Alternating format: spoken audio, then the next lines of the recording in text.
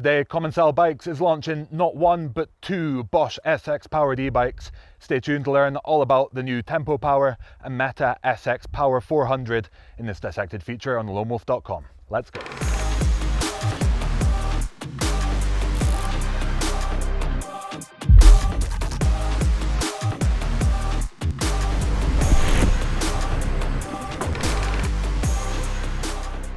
Commencal's gravity DNA runs deep with these alloy rigs with either a self-shuttle enduro rig or an electrified trail machine.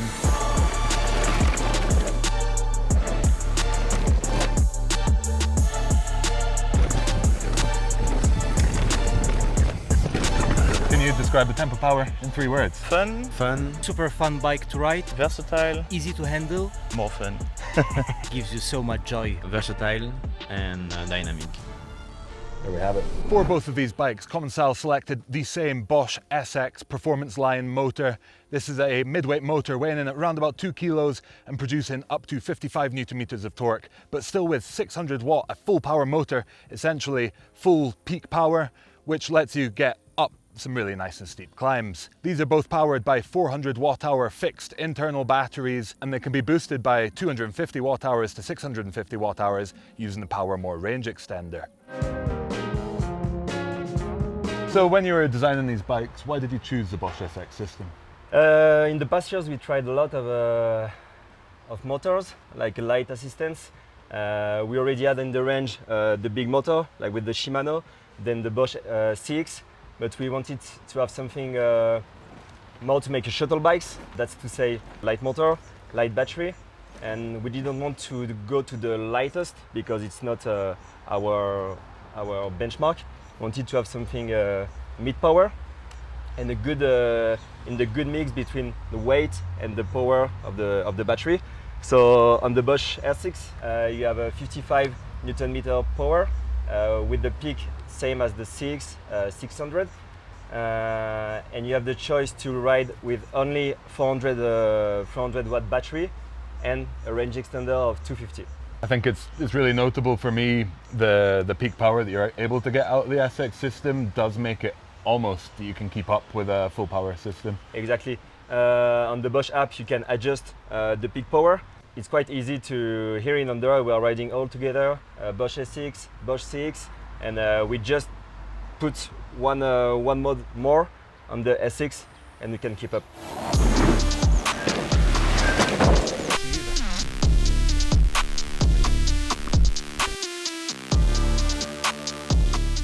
Taking a look at our first bike, we've got the Meta Power SX-400. This is a mixed wheel setup bike with 165mm travel in the rear and 170mm up front. And then moving on to the T.E.M.P.O Power, we've got a pair of 29-inch wheels on both ends with 135mm rear travel and 150mm fork. Both of these bikes are manufactured from 6066 aluminium, using triple butted tubing to put the strength where it's required and remove the weight where it's not. There's plenty of space within the front triangle on both of these bikes for a water bottle. There's an accessory mount on the underside of the top tube, letting you carry some spares, like a spare tube. Commencal made custom bash guards underneath with plenty of ventilation holes to pass Bosch's requirements and keep plenty of airflow in to keep the motor temperature down. And there's generous chainstay protection on both of these to keep the noise to a minimum. To the relief of home mechanics worldwide, Commencal isn't using internal cable routing that goes through the headset. Instead, there's nice generous bolt-on cable ports at the head tube, making access nice and easy and facilitating easier servicing.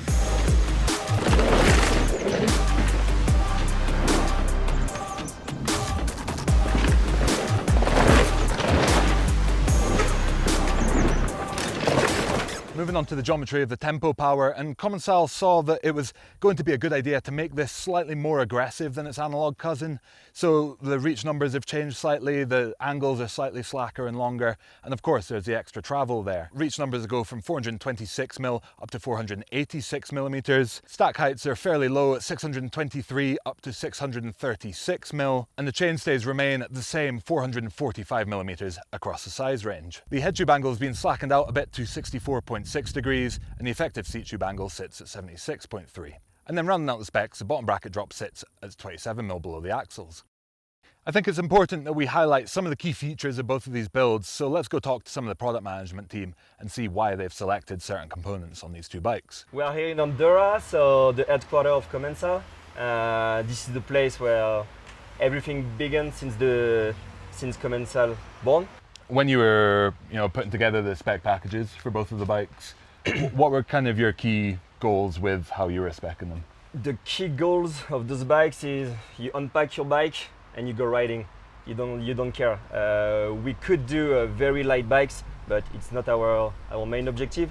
The main objective with those bikes is to have fun on the bike, to be able to jump, to have one-day ride without any issues.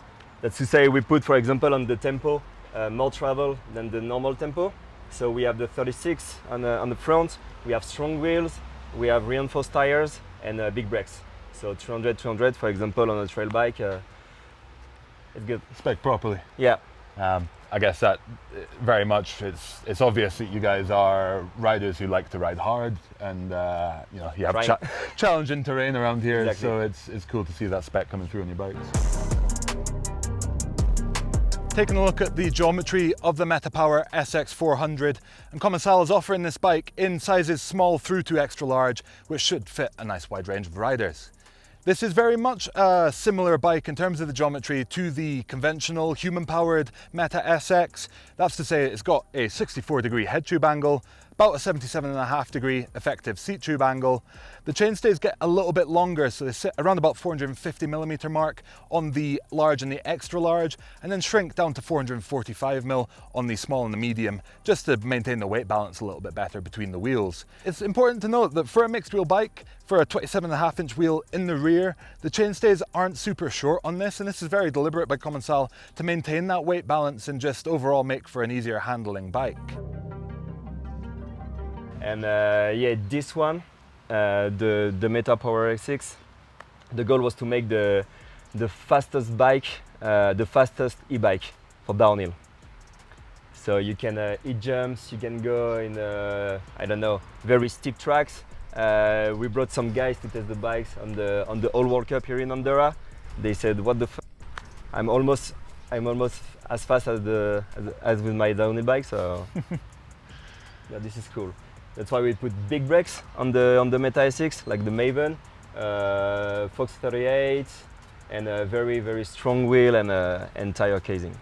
Reach numbers go from 440mm up to 510mm through the size range, with the size large coming in at 485.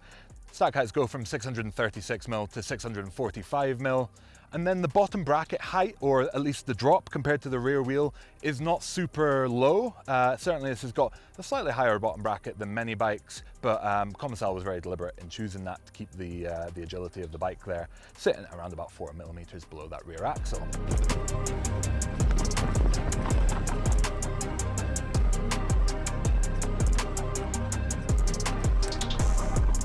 So basically we took the Meta SX, which is an absolute shredder, even on the bike park, wherever. It's like it can handle anything, and we decided to put a motor on it just because sometimes we want to have a quick lap, and yeah, it's just faster, easier with an e-bike. So yeah, we wanted to have a nice weight distribution with a smaller battery, small motor. What's your favorite thing about the Meta SX?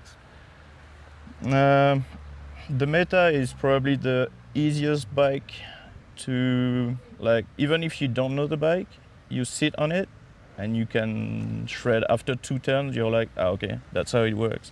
And then you can proper shred this bike.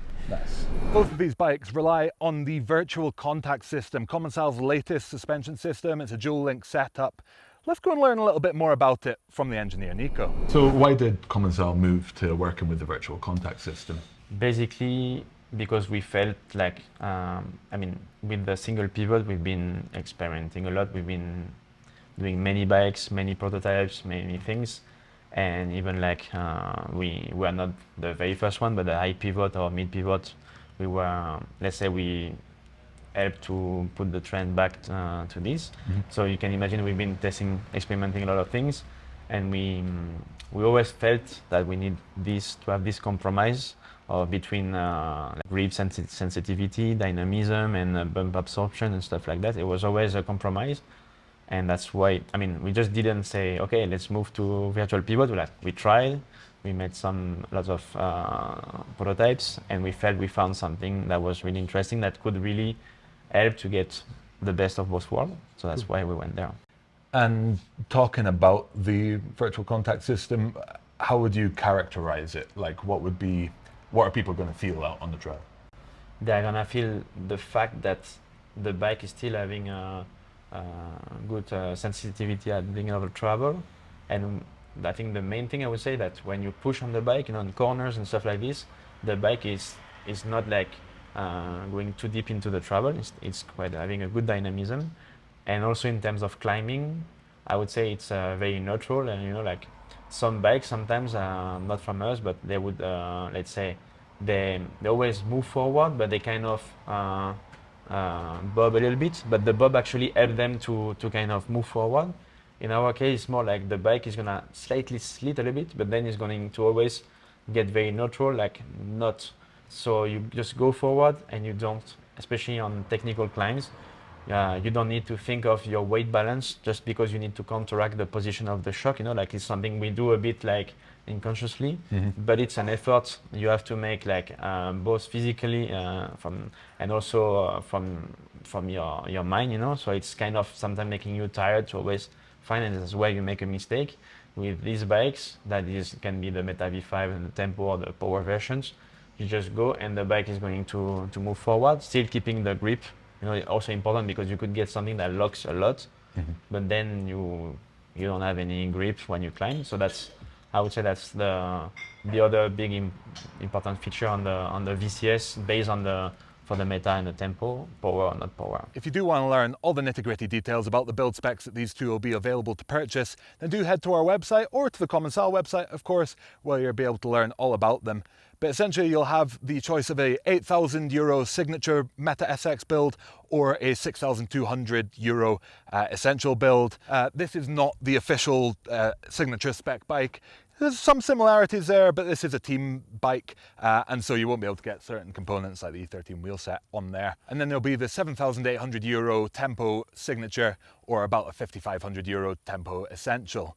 Like I say, head to the website, it'll be a nice write-up, and you'll be able to really learn which one of these build specs is going to be for you. So as with all of our Dissected features, this is not intended to be a long-term review on Commencal's two new lightweight e-bikes, but instead a first look and really covering the details so that you can learn a little bit more about them before we get them in for long-term reviews to let you know how they perform over the longer haul. I was able to log one afternoon on board one of the Commencal downhill team riders' personal Meta Power SX-400s, which is all the riding footage you'll see from a kind of chest cam during this feature.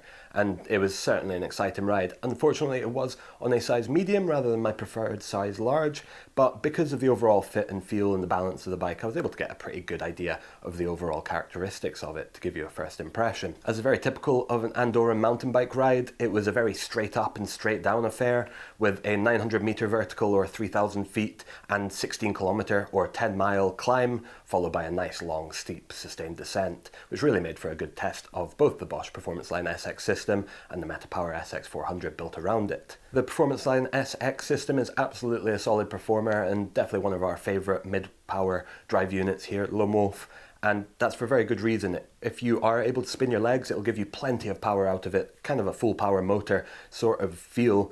But then if you do kind of go for a more conservational approach, it does feel like a sort of more natural assistance system, as it is typical for the lighter weight systems out there. So it really finds the kind of middle ground between the two and makes for an absolute delight to go up the hill on. The range was reasonable, I'd say, for my 100 kilogram or 220 pound mass.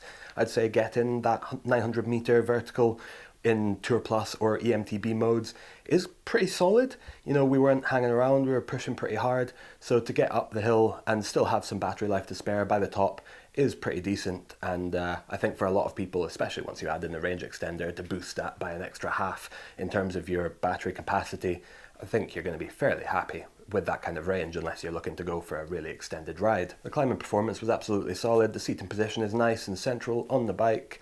The platform that the suspension offered was solid. It definitely is on the more efficient kind of side of things. I didn't find myself needing to reach down for the lockout lever on the shock, but it's there in case you need it, and I guess you could then opt to go for a slightly more descending focus suspension setup and rely on that lockout lever. But certainly the climate performance was not a problem at all, and it made for a nice platform for which to access the power of that Bosch Performance Line SX drive unit. On the way down the hill, and I'd been spending my time with the Commencal team earlier in the day. They'd been telling me about how they had designed the bike to be a sort of no limits descender, so I came into the test expecting good things, and thankfully it didn't disappoint. It was certainly an inspiring ride on the way down the hill. It felt plenty confident, plenty stable, and really as soon as you start to kind of let off the brakes, push it that little bit harder, it started to give you more and more reward.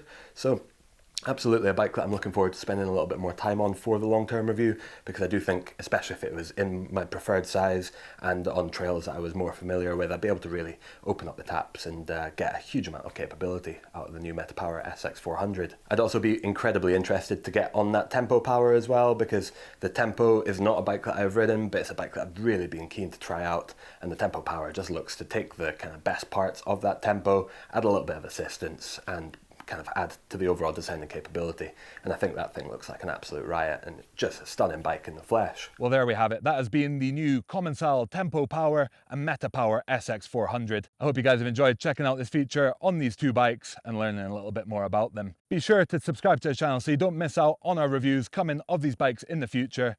And for now, it's goodbye from me. Hope to catch you out on the trails.